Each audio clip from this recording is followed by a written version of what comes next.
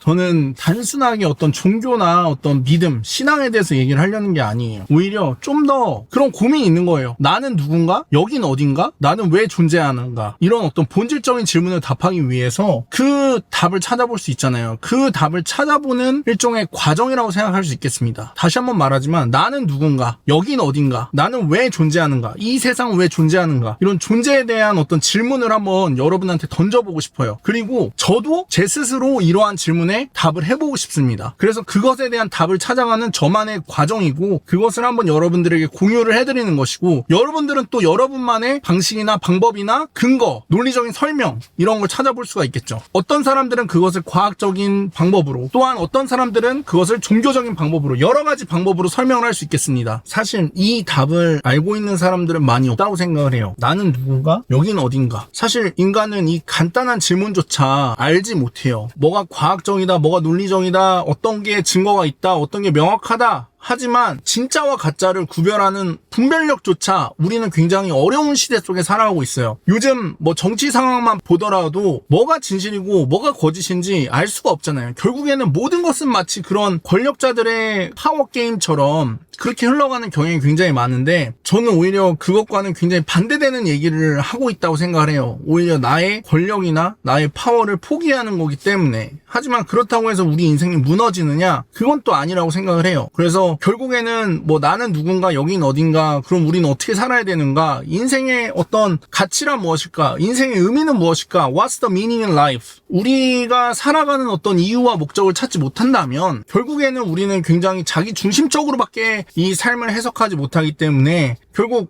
를 하거나 그런 자기 인생을 스스로 하는 그런 사람들을 생각해봐도 굉장히 이기적인 선택을 하고 있단 말이에요. 내가 에고를 버리지 못해서, 나의 자기중심성을 내려놓지 못해서 결국에는 내 인생을 그냥 거야. 에고를 내려놓으면 사실 이유도 없거든요. 그리고 에고를 내려놨다면 정말 다른 관점으로 새로운 인생이 펼쳐질 수도 있고 정말 다른 방향성으로 나아갈 수 있는 거죠. 그러니까 우리의 관점이나 우리의 생각이나 우리의 믿음이나 어떤 진실을 쫓는 그런 것들이 굉장히 중요하다고 저는 생각을 해요. 레드필이라는 것도 사실은 우리가 그냥 생각이나 그런 환상 속에 갖고 있던 그런 것들에서 깨어나가지고 이 현실을 인지하는 건데, 그 현실을 인지하는 과정 속에서 단순히 그냥 우리가 원하는 것만 쫓는 게 아니라 진지하게 한번 이 세상에 대해서, 우리의 삶에 대해서, 관계에 대해서, 사랑에 대해서, 신에 대해서, 영적인 존재에 대해서 한번 진지하게 고민하고 통찰을 해볼 필요가 있다고 저는 분명하게 생각을 합니다. 왜냐면은 그렇게 해야만 우리가 인생을 살아가는 목적이나 이 삶에 담겨진 그 뜻을 이해할 수 있기 때문에, 그런 부분에서 저는 이런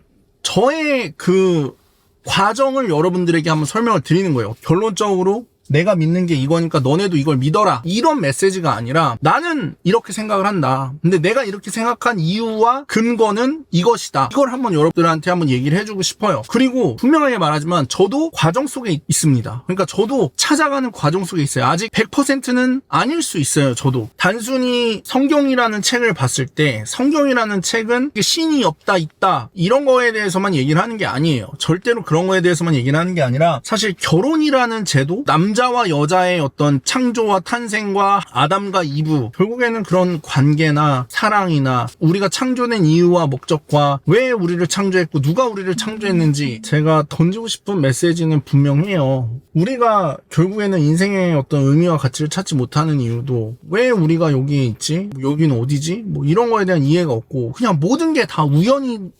이래버리니까, 이 세상도 그냥 빅뱅에 의해서 우연으로 생겨났고 진화를 하다가 우연적으로 사람들이 이렇게 됐다. 저는 솔직히 이게 말이 안 된다고 생각을 하거든요. 제가 뿌린 대로 거둔다, 원인과 결과, 여기에 대한 집착이 있는지는 몰라도 모든 것에는 그 인과응보, 원인이 있고 결과가 있다라는 그런 사실을 명백하게 믿기 때문에, 그리고 우리가 살아가는 세상이 그렇잖아요. 그렇기 때문에 저는 이제 그거를 기반으로 이제 생각을 할 수밖에 없다고 생각을 해요. 근데 그냥 뭐가 다 우연이다, 뭐 이렇게 생각하는 것은 조금 위험하다고 생각을 해요. 또 그렇게 됐을 때 우리가 모든 게 우연이다, 뭐 인간은 원숭이로부터 탄생했다, 이런 생각까지 하게 되면은 사람의 어떤 그런 존귀함이나 이런 것도 다 없어진다고 생각을 하고, 왜 그걸 바랄까? 왜 모든 게 우연이길 바랄까? 정말 우연을 믿으면서 로또를 구입하고 그런 거에 당첨이 되길 바라고 행운을 쫓고 우연을 쫓고 그렇게 살아가는 인생을, 그런 인생이 되기를 누가 바랄까? 본질적인 어떤 변화나 그런 깊은 변화, 그런 걸 추구하고 쫓아가다 보면 결국에는 원인과 결과라는 결론에 도달을 하게 되거든요. 이게 어떻게 보면 저의 시작점이었다고 볼 수도 있어요. 처음에 저도 생각을 했어요. 제가 어떤 연애 분야에 있어서 남녀관계에 대해서 발전을 원했을 때 저는 우연을 바랬어요. 그래서 많이 내가 횟수를 많이 하다 보면 뭐 2000번, 3000번 접근을 하다 보면 언젠가는 한 명 얻어 걸리겠지. 그렇게 얻어 걸리다 보면은 뭔가 좋은 결과가 있겠지. 그런 생각을 했지만 1년 동안 아무리 노력을 해도 아무런 결과가 없었어요. 한 3000번을 제가 접근을 했지만 아무런 결과가 없었어요. 왜? 저는 그냥 우연을 믿고 있었기 때문에. 근데 1년이 지나니까 정신을 차리게 됐어요. 그래서 제가 이렇게 하면 안 되겠다 하면서 어떻게 하면 될까? 그 방법을 생각하다 보니까 그때 이제 저는 굉장히 허접했죠. 그러니까 그 당시 제가 생각했던 수준이 뭐냐? 영혼을 담은 구라를 치자. 그냥 우연으로 걸려서 되는 건 안 되니까 이제부터 내가 영혼을 담아서 정말 구라를 치고 정말 내가 상대방을 사랑해주자. 근데 그 상대방을 사랑한다는 게 진짜로 사랑을 할 수도 있지만 그 개념조차 몰랐기 때문에 내가 영혼을 담은 구라를 쳐서라도 이 사람을 사랑하자. 그래서 정말로 이 사람이 내가 그 사람을 사랑하는구나라고 믿을 정도로 내가 그런 영혼을 담은 구라를 쳐서라도 이 사람을 사랑하자. 이 정도 수준에서 저는 시작을 했어요. 그렇게 하니까 어쨌든 성공적이 되더라고요. 영혼을 담은 구라를 치니까 성공적이 됐어요. 근데 그런 부분에 있어서도 결국에 저는 크게 변한 것은 없었지만 저는 똑같은 사람이었지만 제가 어떻게 하느냐에 따라서 어떤 본질적인 원인을 바꿨냐에 따라서 결과도 그것에 따라서 달라졌기 때문에 모든 것에는 원인과 결과가 있고 그러면 그 본질이 뭐냐, 더 좋은 원인이 뭐냐, 도대체 왜 이게 가능한 거냐, 이런 거를 추구하는 삶을 정말 오랫동안 살아왔거든요. 정말 오랫동안. 내가 영어를 잘하려면은 정말 영어 공부를 열심히 해야 되고, 뭐 운동을 잘하려면 운동을 열심히 해야 되고, 기타를 잘 치려면 기타를 열심히 쳐야 되고, 이런 어떤 태도로 오랫동안 살다 보니까 더더욱 인과응보의 법칙, 그냥 원인이 있고 그것에 상응한 결과가 있다. 뿌린 대로 거둔다. 콩 심은 데 콩 나고 파 심은 데 팥 난다. 그런 생각을 할 수밖에 없는 거예요. 근데 이 세상은 우연으로 생겼다? 이 원인과 결과가 가득한 세상 속에서 갑자기 이 우주만큼은 우연이 생겼다? 인간만큼은 우연히 진화를 해서 지금의 상태에 이르게 됐다? 이거는 조금은 저한테는 말이 안 되는 것 같아요.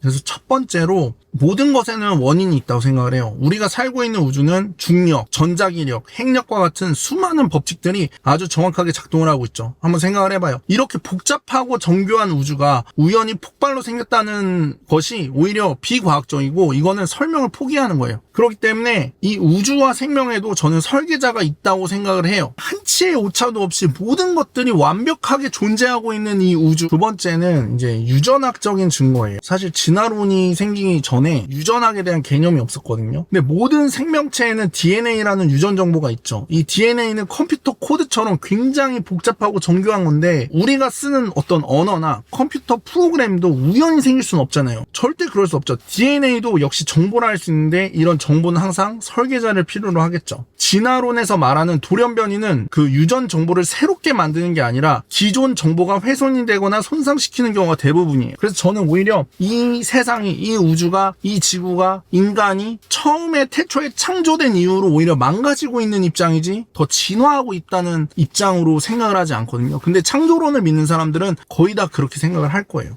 그리고 세 번째로 이제 이것도 믿는 사람이 있고 믿지 않는 사람이 있는데 노아의 홍수라는 그런 역사적인 증거가 있어요. 전 세계에서 270개의 민족들이 공통적으로 대홍수 이야기를 갖고 있다는 사실이 있고 전혀 이제 연결점이 없는 그런 민족들이 이런 비슷한 이야기를 갖고 있다는 것 자체가 실제로 과거에 역사적으로 큰 홍수가 있었다는 강력한 증거가 될 수 있다고 생각을 합니다. 또한 지질학적으로 보더라도 그랜드 캐년이나 이제 거대 퇴적층이 긴 시간에 오랫동안 형성된 것이 아니라 급격한 홍수로 인해서 단기간에 만들어졌다는 그런 증거도 많아요. 근데 이런 거에 대해서는 사실은 알려고 안 하는 사람들이 많고 어떤 진실이라는 것이 이게 진실이다, 이게 진실이어야만 해 하는 강력한 권력 집단에 의해서 그게 미뤄졌어요. 그러면은 그냥 그게 진실이 되는 거예요. 많은 사람들한테. 하지만 진실은 숨길 수 없다 이러면서 저항하는 사람도 있겠죠.